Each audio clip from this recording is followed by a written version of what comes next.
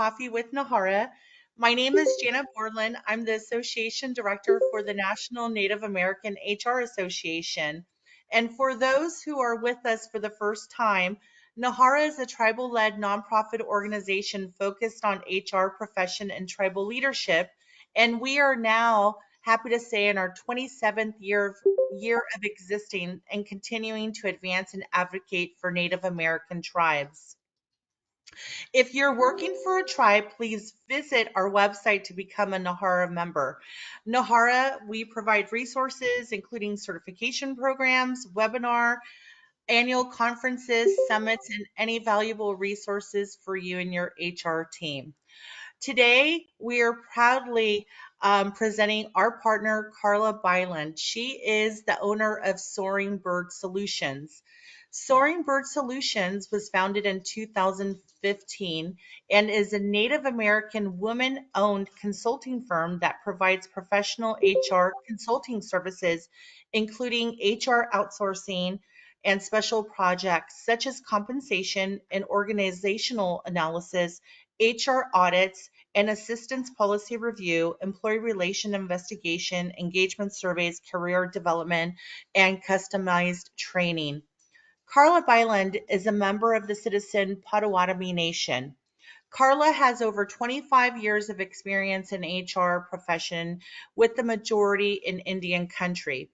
She holds a Master of Science degree in Industrial and Organization Psychology from Kansas State University, a Diversity and Inclusion certification from Cornell University, and a Senior Human Resources certification from the Society of Human Resources Management. We're so excited today that Karla is going to be able to share with us a brief overview of compensation and all the emerging trends for 2023. We're recording today's session and it will be available for you at our Nahara YouTube channel. And if you're THRP certified, Barbara Griffin will be notified that you attended today's session, and your session will be towards your THRP certification. I see that we have board member Sir on the call with us. Member Sir, would you like to say some words? Sure. Good morning. Welcome. I'm happy to see everybody on the call and glad you could join us this morning. I hope you have your cup of coffee ready, and curious to hear what Karla has to present and excited to hear what she has to say. So just welcome, and I look forward to seeing you all in September at the annual conference at Gila River. Thank you.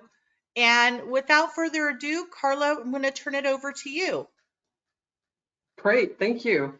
So good morning, everyone. And I have my coffee. I don't know about you, but I'm ready for this. I want to first apologize if on my end, it looks like I'm in a really dark room, and I promise you I am not. I think I'm having a camera issue. So I'm going to go ahead and just start the screen share so that you can see the screen instead of me, because that was much better anyway.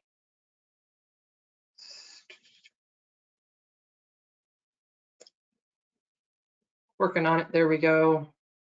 Okay, so we are good to go. So as Janet said, we're going to be talking about compensation for 2023.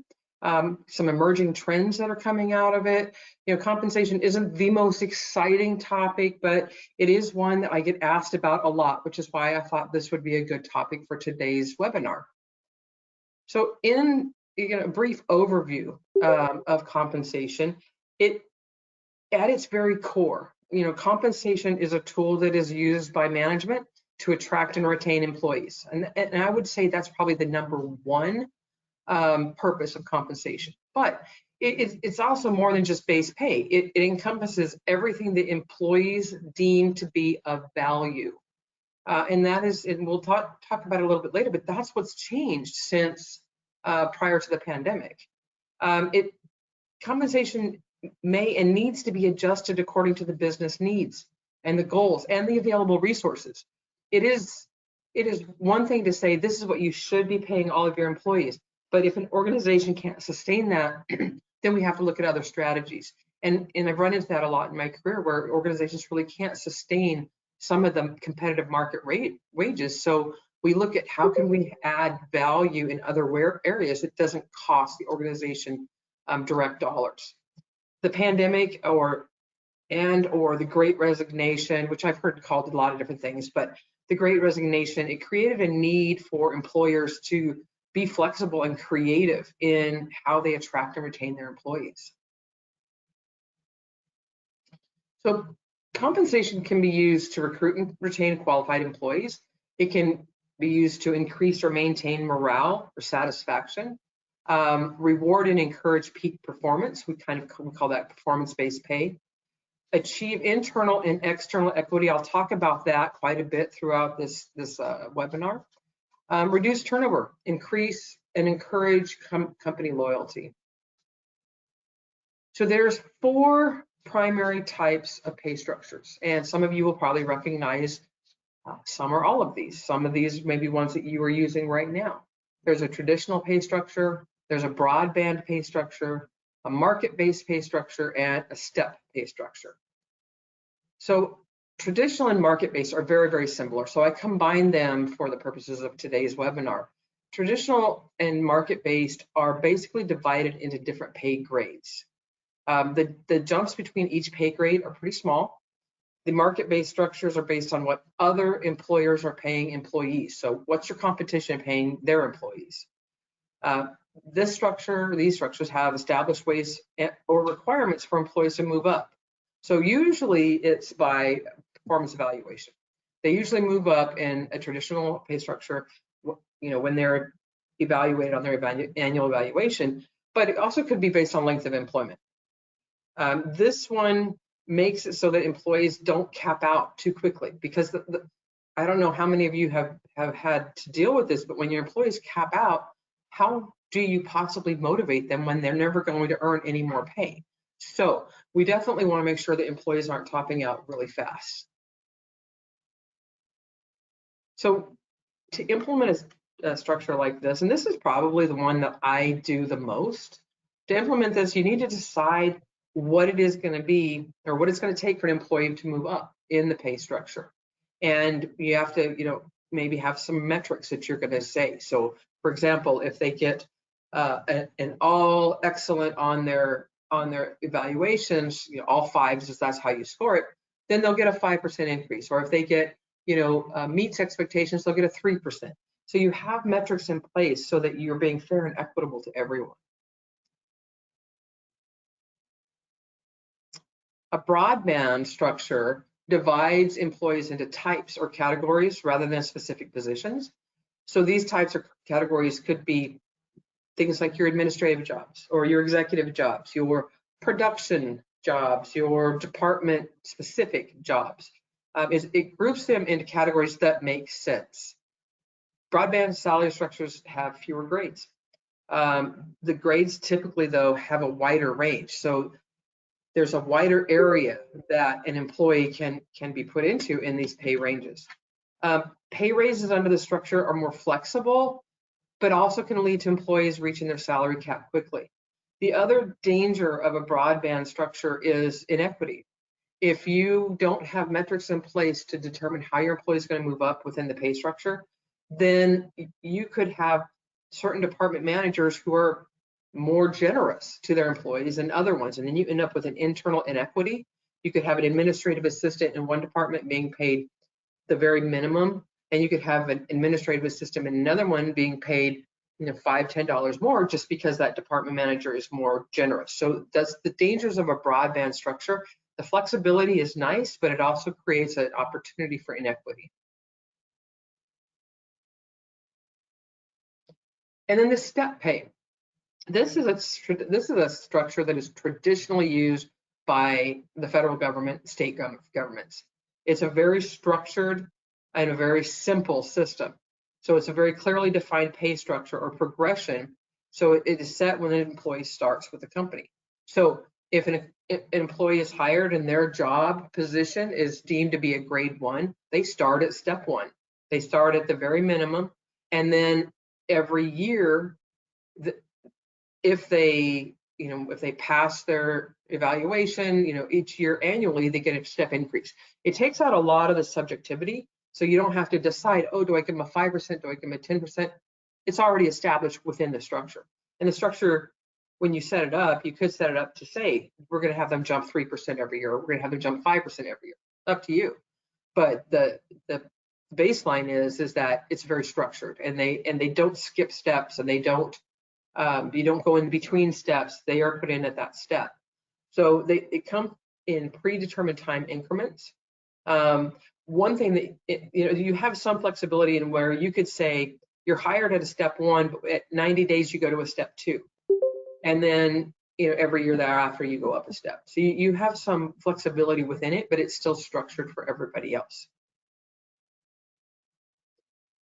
And then you hear a lot about total compensation. Total compensation is more than just the wages that you pay. These packages can consist of cash as well as extra type of compensation like paid vacation, retirement, profit sharing, and so much more. So companies that are able to articulate and communicate their total compensation can increase their ability to attract and retain employees. It's one of the things, there's a lot of hidden compensation that employees don't understand.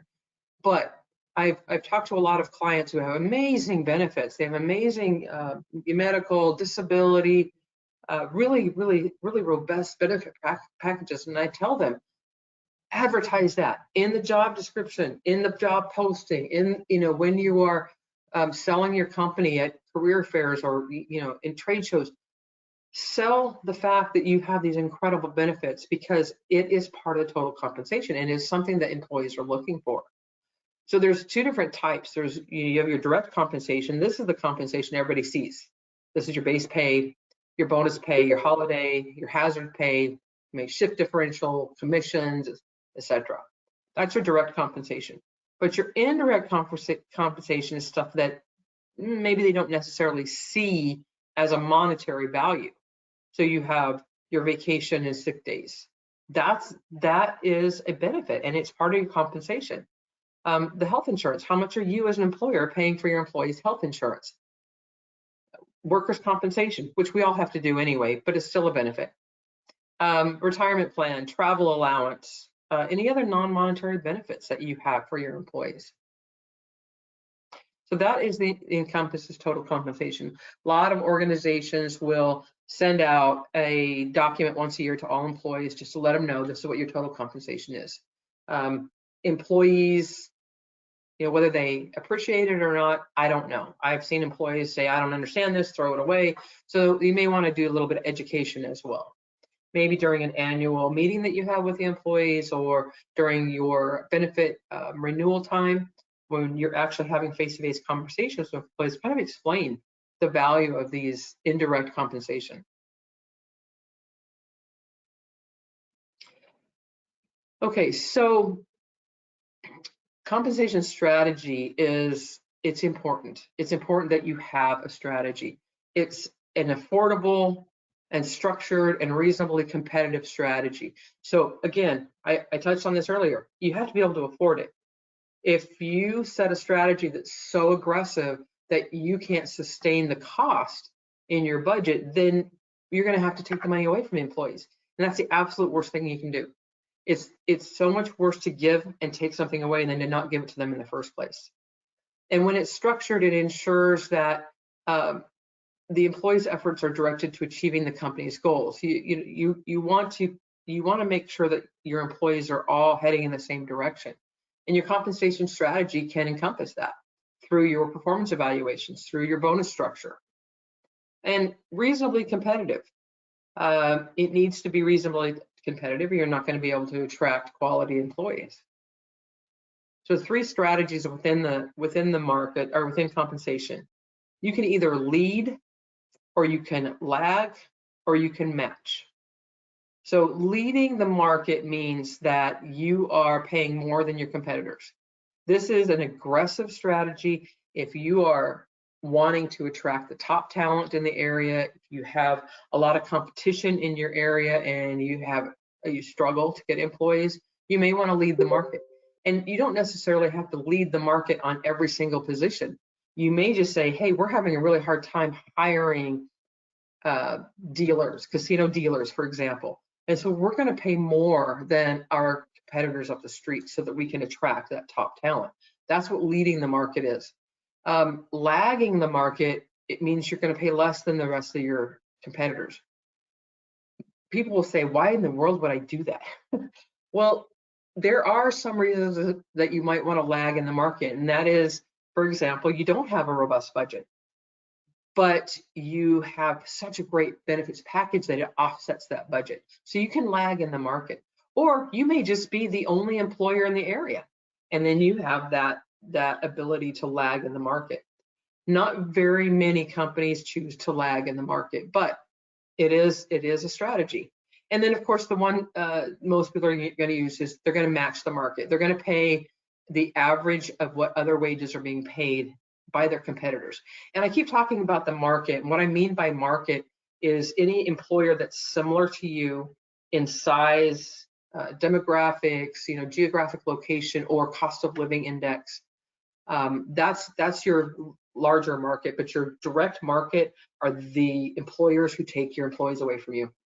And so that's when I sit down with a client, that's what I ask them, like, who do you lose your employees to?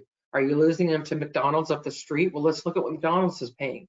And so your direct competition is your direct market. And I didn't mention in the beginning, if you have questions and you want to ask as I'm going along, pop it into chat. I think Janet's keeping an eye on that for me, but I will have some time at the end for a Q&A. So give you guys an opportunity to talk for a minute. Okay, so the safest bet to have a fair base pay is to use your market data. You use your market data, it is a structured way of setting up your pay scale. If you make it up as you go along, then it's not going to be structured. So market-based pay ranges, it makes sure that you have external pay equity. And external pay equity basically means that you are paying a competitive and equitable pay based on the other organizations in your industry and in your geographic area. Analyzing positions within the organization and assigning pay ranges to similar positions ensures that you have internal equity. And I go back to that comment I talked about earlier, where you have an admin assistant in one department making $20 an hour, an admin assistant in another department making $12 an hour. They do the same exact work. They have the same exact skills. They've been there a similar amount of time. There is no reason that one should be making so much more than the other. That is an inequity that is internal, and that usually comes out of not having a structured system and allowing employees to dictate what they're going to be paid. So as a salary and pay structure, it just defines the relationship between the internal value and the external value. And so when we look at, and I want to talk about job analysis in a minute, when we're looking at a salary pay structure and we look at the internal value, we need to make sure that we are assigning the right value. So back to my admin assistant example. An admin assistant, we all know what an admin assistant does. That's why I kind of use it as an example. But what if you have another position that's in, say, your health department that is an intake coordinator? And they're not the job title's not the same, the duties are not the same, but if you look at the type of duties and the complexity of the duties and what kind of qualification it takes to get into the job, they're similar, and they should be in a similar pay range. So that's where your salary structure kind of defines that relationship.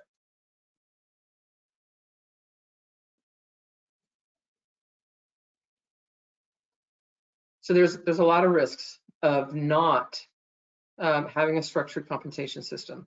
Without the structured system, it's easy to fall into bias or subjective inequitable standards to set your pay ranges. Letting the employee identify, or demand what they want. This is something I run into a lot with clients that I've already set a structure for. They'll say, well, we have this great employee, but they say they want to be paid above the midpoint, et cetera, et cetera. And my question is always, well, do they exceed the qualifications? Are they an exceptional top tier employee that you want to bring in at midpoint? And the answer is usually no, we're just desperate to get somebody in. Well, you create an inequitable structure when you do that.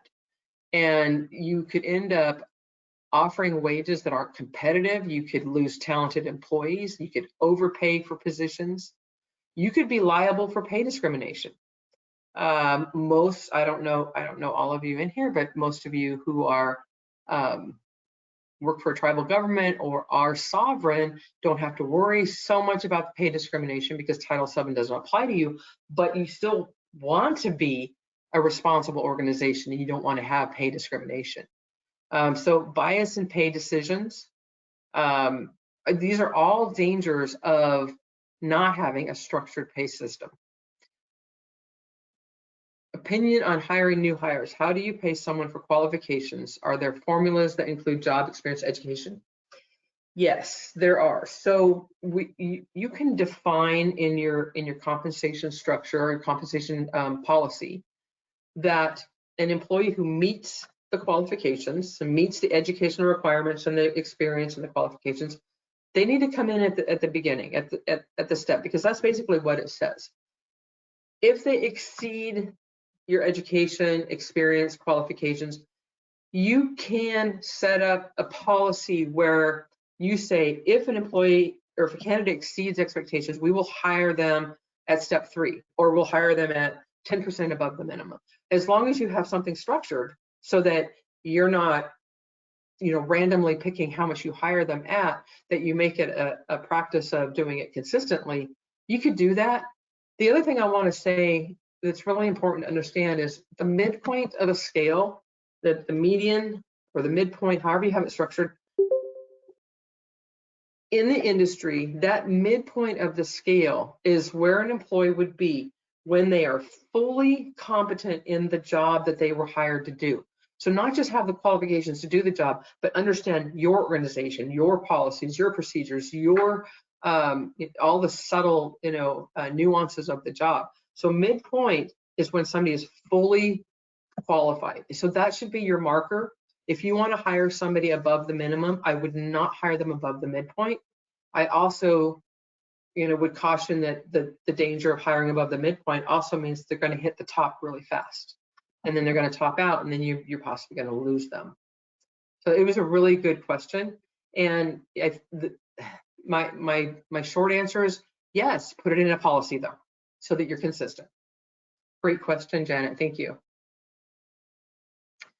So it's the other danger of not having structured systems. You can have low morale. We all know employees talk. I don't care if you have a policy that says don't talk about your pay with other employees. They're going to talk about their pay with other employees. You really can't control that, and that's going to happen. And you should be transparent anyway. So if you have bias in your pay decision and you are letting employees dictate their pay, then other employees are going to feel it, and it's going to reduce morale. So the steps to identifying or developing a pay structure. First of all, you have to identify your benchmark jobs. So benchmark jobs are jobs that are very common to the organization within your industry. If you have a casino dealer, your benchmark jobs are going to be other casino dealers. If there's no casino dealer in your geographic area, then I want to look for casino dealers at casinos that are similar to you in size and cost of living index. The work performed is very standardized from one employer to the other. A lot of people have very unique jobs in their organizations. We work with a manufacturing company who has very unique jobs. It's very hard to compare certain positions. So those can't be benchmark jobs. If we've got no data in the market, we can't use them as benchmark. So it has to be standardized. The job requirements such as knowledge, education, skills, experience, abilities are also standardized. So if you are hiring for a director of marketing, then you're probably going to be asking for a bachelor's degree and 5 to 10 years experience in marketing, because that's what everybody else is asking for. So very standardized in the requirements, and there's a lot of market data for the job. Some sources for getting your benchmark data, there's a Bureau of Labor Statistics. You have most of your states or municipalities have surveys, or they have their government jobs listed because they have they're required to post public jobs. The Bureau of Labor Statistics is really good, but what's not in here is there's something called ONET Online. It's ONET online.org. ONET is the occupational network, and it really is founded by the Bureau of Labor Statistics, but it's a really cool tool that you can go in, you can search a job. So let me use a marketing director. I can search a marketing director, and it will tell me what the common duties of a marketing director are. It will tell me what the common qualifications. It will tell me what the average pay for, and you can drill all the way down to your general geographic area. You can drill down to state, city, zip codes. You can drill down and get really good data for your area. So ONET Online, there's surveys that you can buy. Simpson, Hewitt, Wyatt, REDW has a system that if you participate in their collection of survey data, then you have an availability to get that data back. And WageWatch is on here, but recently WageWatch was acquired by salary.com, so strike that, don't look for WageWatch. Online subscriptions, salary.com, payscale.com. Both of those you can get some. If you want to just look for one job, you can go out and you can pick one job, or you can sign up for a subscription that gives you the ability to look at multiple jobs or lots of jobs and get some data. Salary.com has come a long way in the last few years. Like I said, they purchased WageWatch. WageWatch was directed to casinos, and so prior to them acquiring WageWatch, they didn't have a lot of casino data. Hospitality and casinos is what WageWatch would gather. And then BLR, Business and Legal Resources. All of these are some areas that you can grab some data.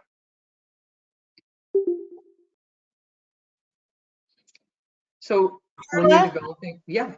Karla, I'm sorry. I just, in regards to your compensation studies, too, if there are some tribes from California, Nahara has conducted a compensation survey with tribes in California, and and those are more of the casino operation positions, and Pacific Northwest just launched their compensation study, and we're currently working on a compensation study for tribal government positions.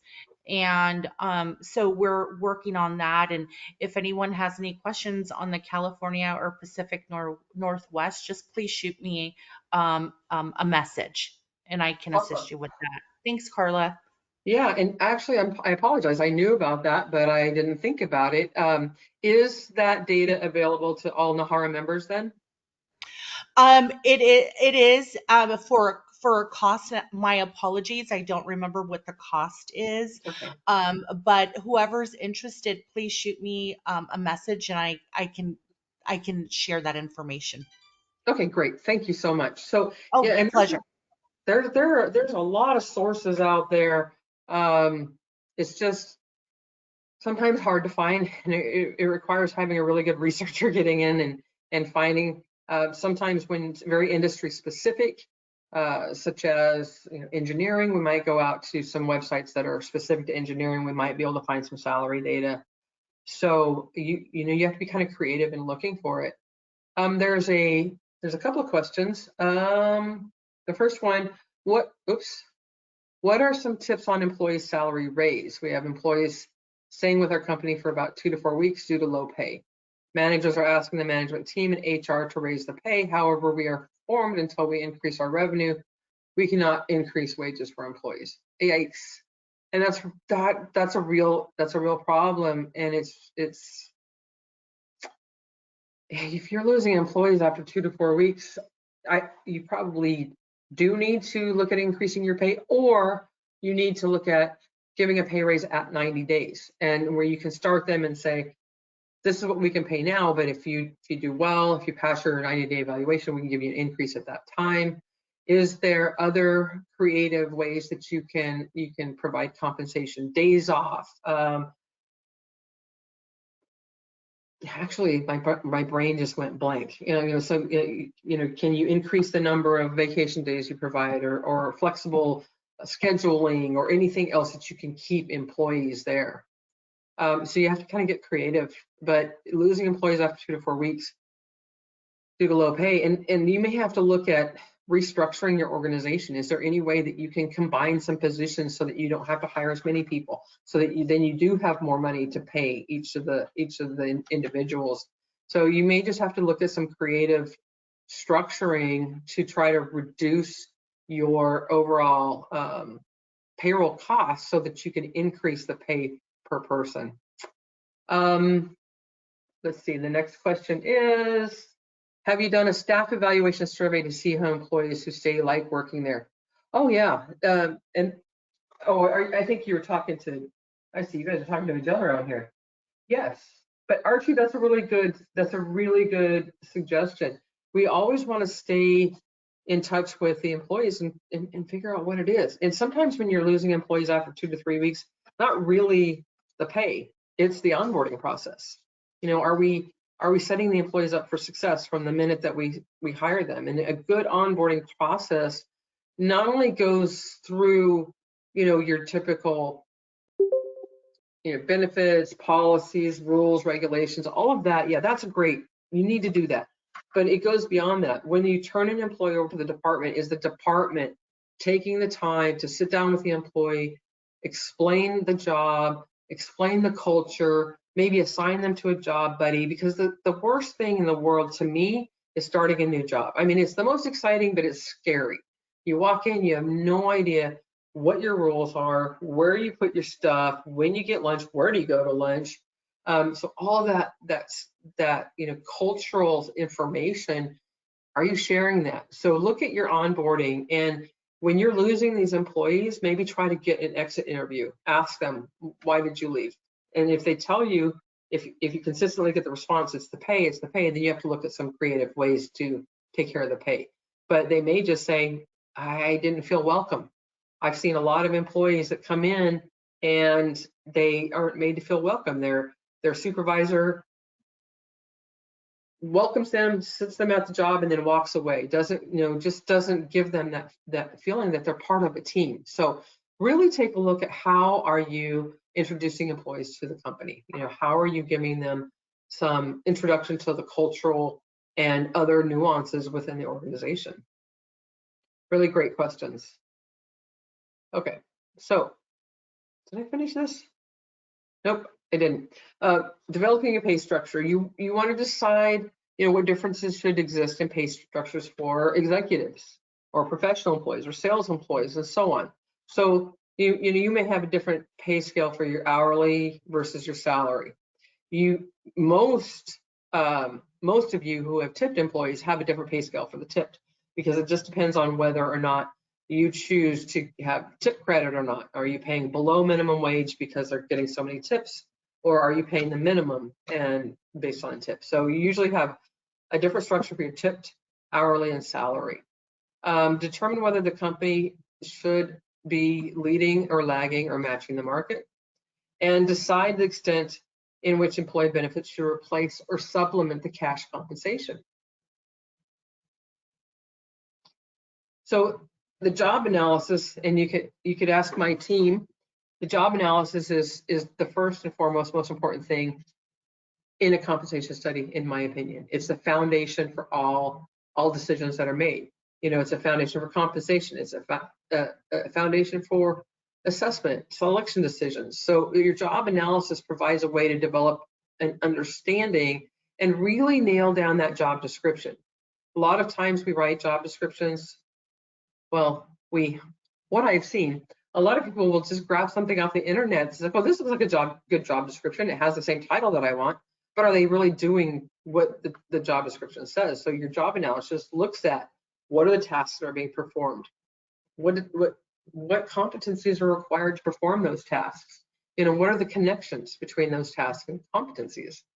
So when you're doing a job analysis, you're basically asking questions, and I use a survey monkey survey. You can use a paper survey. You can go out and actually sit down with each employee, and you want to decide what is, how difficult is the task, and what type of problems and decision making do these employees have?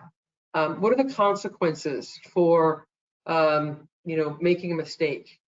What kind of supervisory level do they have? What's their budget responsibility? How much independence do they have? And what's the education and experience that is required?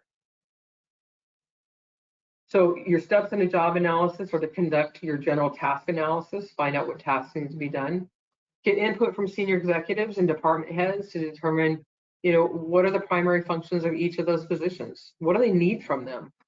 An employee, and the reason why this is important, because sometimes employees, their job just evolves into something that they want. They do all their favorite things, but they don't do the things they don't like. And eventually, you have somebody that's not even doing the job that you hired them to do. So I want to make sure that the senior executives agree with what the employees are saying are their tasks. Determine specific job functions. Develop a model job description. And you may have a different template, for example, non-exempt, or it may all be the same. Develop your final draft of job descriptions. And then meet with department managers to review them and finalize and document all job descriptions. So those are your steps in the analysis. The analysis then feeds into your pay structure. So you are going to rank the jobs. Verify the ranking by comparing it to the market data. So when I say rank the jobs, and I don't think I included anything in here because I want to make sure I get done in time and give you guys time for Q&A, but you're basically assigning, a score to each of those categories I mentioned. How difficult is the job? From a 1 to a 4, how difficult is the job? How much responsibility do they have for supervising other employees from 1 to a 4? And so you add up the scores and you kind of rank the jobs. And then does that match what the market is saying? So you may need to adjust it. Point factor method. This is the one I use the most often. This establishes jobs based on several compensable factors recognized by the employer as indicative of job value. So knowledge and skill, how much mental and physical effort, responsibilities of job impact. What are the working conditions? Working conditions became a really big deal during the pandemic because all of a sudden we had frontline employees who were putting themselves at risk for COVID because they were having to work. And so we had a lot of hazard pay that came out of the pandemic. But even non-pandemic, we have jobs that are hazardous, that are just police officers. Their jobs are hazardous. Somebody who's working with dangerous machinery, their jobs is hazardous because the risk of injury is high. So the point factor plans are customized to reflect, what other people are doing. So I did give you, quick example. Why? Okay, quick example. I apologize. The trigger happy there. So problem decision making.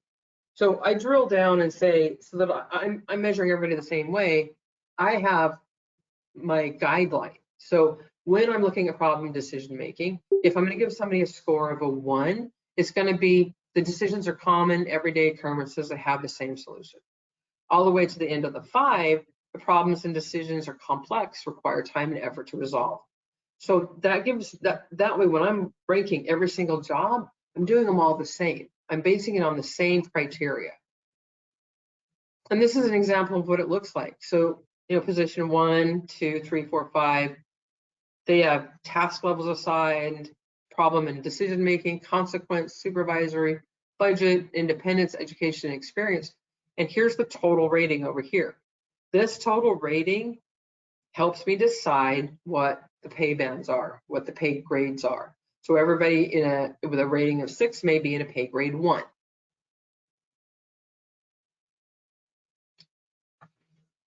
So when you're determining your grades, you have to decide, what is your structure? Are you going to do traditional, broadband, or a step structure? How many pay grades do you want for each of your pay scales? What are your benchmark jobs? Review the market price of benchmark jobs within the industries, and then assign the positions to grades. Sounds simple, but it can get really complicated. You may have decided that somebody ranked at a 6, and that would be a grade 1, which would be equivalent to, say $15 an hour, but the market is saying we pay $25 an hour. You got to go back and you got to look at, am I undervaluing this job? Or maybe I need to add, maybe this job needs more education experience because the industry is recognizing that. So pay scales are basically calculated by the number of grades within the scales.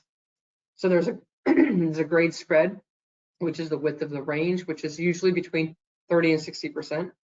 So that means from the beginning of the pay, to the top pay, there's a 30% spread.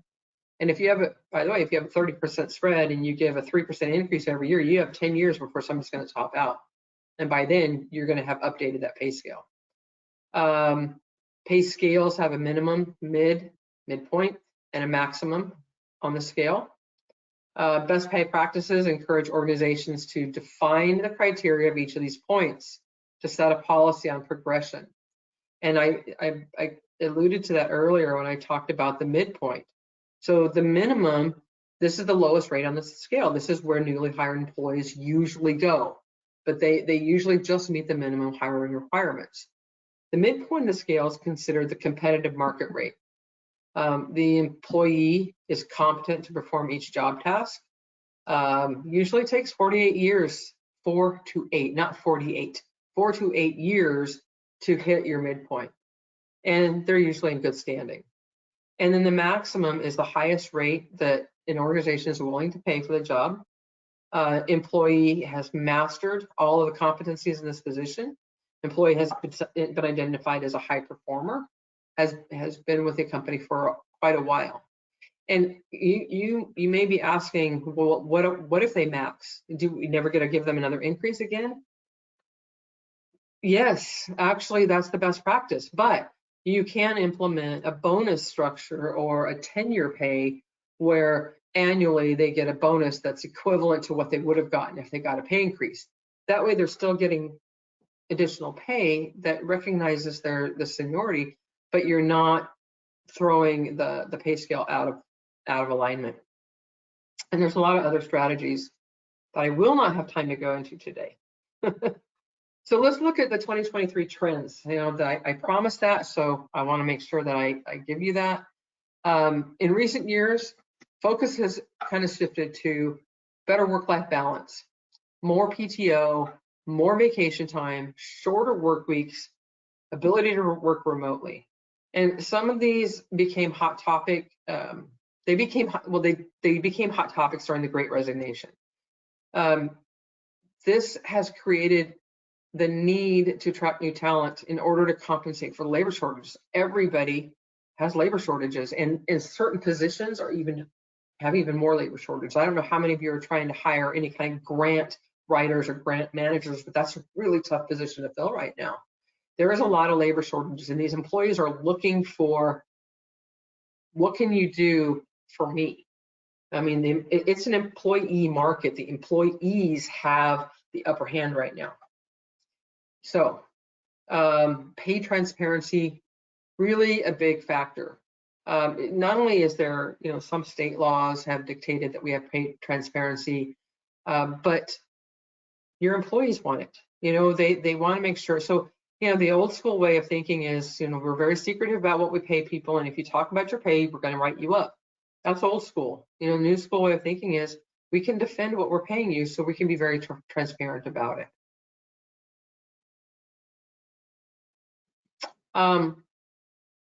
Compensation that accounts for the cost of living and inflation. So reportedly, salaries are expected to increase again in 2023.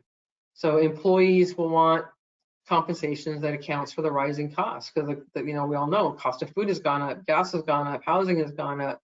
So a competitive salary or wage that addresses the cost of living and other factors helps. So when I say that, I look at what is the living wage for your area, and so when you look at minimum wage, and there are states like Washington State that has the highest minimum wage right now. I think it's $15.74. There are other states who still are at $7.25 So, but what is the living wage in your area? What does it take for an employee to actually survive? And that should be the minimum of your scale. And I have to say, most tribes that I've worked with, they pay above the minimum for the state and federal, and they recognize the value of employees. Employees are looking for flexible hours. They had a taste of it during the pandemic of working remotely. A lot of people don't want to work completely remotely because they also recognize that they need that human interaction. But are you able to be flexible? Is that a possibility? I realize that some jobs it's not. Jobs that have to be there because the customers are there from 8 to 5. It makes sense, but can you create some staggered shifts so that somebody can maybe work 7 to 4 and another one works 9 to 5, so that you cover everything. Can you do 4 10s? Can you do 4 10s every other week? Can how can you add some flexibility in your hours? So employees are a lot of employees are turning down jobs that don't have either a hybrid opportunity to work, sometimes from home and sometimes from work, or don't offer some flexibility. A big thing that came out of the pandemic too is childcare. And childcare became very difficult, and learning how to help them be flexible to address that childcare issue is going to help you keep your employees who have children. Health coverage, their employees are looking for medical, dental, vision, and mental health. Mental health became a big issue. I mean, Nahara just had a mental health conference. I think this is Mental Health Awareness Month. Mental health came to the forefront during the pandemic, due to a lot of reasons, people losing people being stuck at home. And so mental health, took a front seat in it. So can you offer mental health coverage, to your employees? And a culture that supports employee growth and well-being. Employees want an opportunity to grow. They're looking for, they will stay with a company if there are opportunities for career advancement. They are looking to grow. So company culture that supports employee growth and well-being is something employees are looking for. So what kind of training and development can you offer? Can you offer training time? There's access to training, free training, YouTube, LinkedIn, Google. There's so much free training out there. So when you're doing your evaluations, can you set goals that say, I want you to take 5 trainings on such, this topic, and then give them the time to do that at the office. Support employee growth and development. And training and advancement, pretty much the same thing as growth and development. And now we have a few minutes. We have 10 minutes for some Q&A. So any questions? I kind of went through the end of that rapidly because we got kind of caught up in the middle, but any questions about what I've gone over today? How do I feel about sharing rates on the job descriptions? Well, I think that on the postings, you definitely want to share the pay rate, because a lot of candidates aren't even applying for jobs if you don't post the pay rate. On the job descriptions themselves, I'm going to ask my staff, this is kind of a sticking point with me. I don't think you should put the pay rates. I think you should put the pay grade, because the pay rates could change. Next year you could do another comp study, or you could adjust all of the pay rates. And now you have to go back and you've got to fix 60 job descriptions because the pay rates are on there and they're wrong, but the grade stayed the same. So that's kind of how I feel about that. Good question. Thank you, Janet.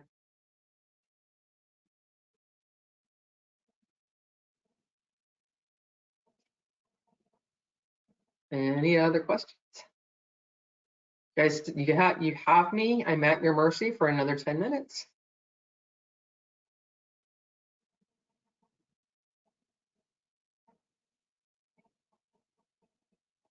Karla, it's Janet again. Sorry. That's okay. I just want to thank you for talking about compensation. I mean, coming from the recruitment world, we really rely on our compensation department, as sometimes we're desperate. Yeah. going to the comp team saying, I really need this person and they're not going to accept this rate. What can we do for them? But you really identified some really great points on having a policy in place where it's step 1, step 2, step 3, and I really admire that. And also, you've given some really cool ideas on really showcase your overall compensation, because I think a lot of us really just look at the base pay and not really look at the overall comp, which includes your benefits, PTO, vacation time. And thank you for sharing that, where we should really highlight everything else that we have to offer other than the base pay. Right. No, yeah, and that's true. Thank you. Yeah, I have a couple of clients that have some like really amazing fringe benefits, things that I never thought about before. And we make sure that we put that in the forefront of the job. They they have they have so much time off and they have flexibility, and they actually take like a summer hiatus and or a slowdown time when people can reflect, and mental health, and so it's really something we bring to the forefront. And the I know, I know from being in HR that we get beat up and we're seen as a bad guy because we're trying to hold the line, right? And that's not what we want to do. We really want to make it so that the departments are successful. And so if we have a policy that allows us to have a little bit of flexibility in that starting pay to get those employees, then that helps as well. But we have to define that flexibility, or then we're out of control again. Archie has a question. New to tribal HR, tribes fall under the National Labor Relations Board. So, okay, quick answer to that. There are two laws that tribes are specifically exempt from, and that is Title VII and the ADA. Everything else the federal government is silent on, including an LRB. There are cases that have been out, and so you have to kind of look at your area and the circuit court that you're under, because I know that in California, that has been a big hot topic. So I want to apologize to you, Archie, because I can't give you a definitive answer on that, but it's kind of a hit and miss, and depends on where you are situation. Okay, Washington. I actually don't know about Washington State, but I can certainly look into that for you. And if you send me your email address or send it to Janet so that I can look into it, I can look into that for you. The general answer is generally no, though. Can I speak to that? Oh, please. So, I would say anything that in regards to the National Labor Relations Board, I would challenge. And going back to one example would be 2007, the Ninth Circuit Court ruling in regards to unions. San Manuel, has unions in their casino, and it went up to the Ninth Circuit Court. They ruled in favor of NLRB. So it sets precedents, is what it does. But anything related to those agencies, I would challenge whenever they step in to try and, I guess, rule our sovereign nations. It chips away at our sovereignty. So I would say, if you, are I guess being challenged by the NLRB, I would certainly cite that we are sovereign nations, and that those rules don't apply. We have circuit courts that some are more favorable to tribes. I know that New York and California specifically are not very favorable to tribes, but I would challenge anything that does not mention the tribes in as far as laws go. But I just wanted to give that input. it's kind of if you don't challenge it, you're just letting them, you know, have say over our decisions, our nations. So I would just say challenge everything. I absolutely agree. Thank you so much for that, Dorothy. And you know, I would challenge everything too. I'm a big proponent and advocate of protecting our sovereignty. So great answer.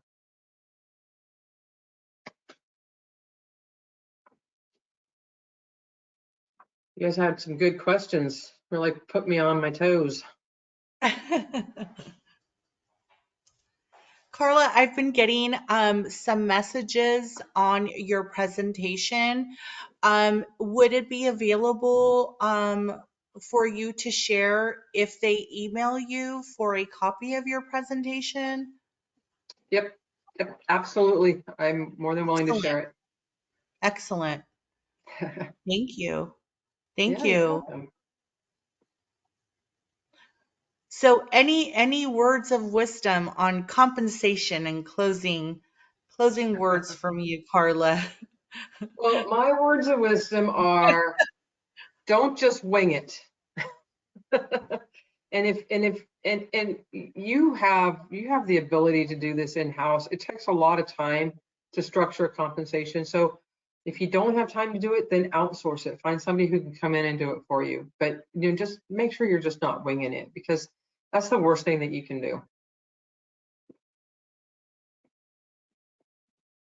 And thank you Well, all. I really, really appreciate you guys taking time out to have coffee with me today. thank you, Karla. Always a pleasure. Always learn from you every time I hear you. I thank you once again for joining and giving us an overview and some of the trends that are out this year. Truly appreciate you and all you do. Thank you. Thank you. And I will see you in September, Awesome. huh? Yes. Thank you, Thank you guys. everyone, for joining us. Really appreciate it.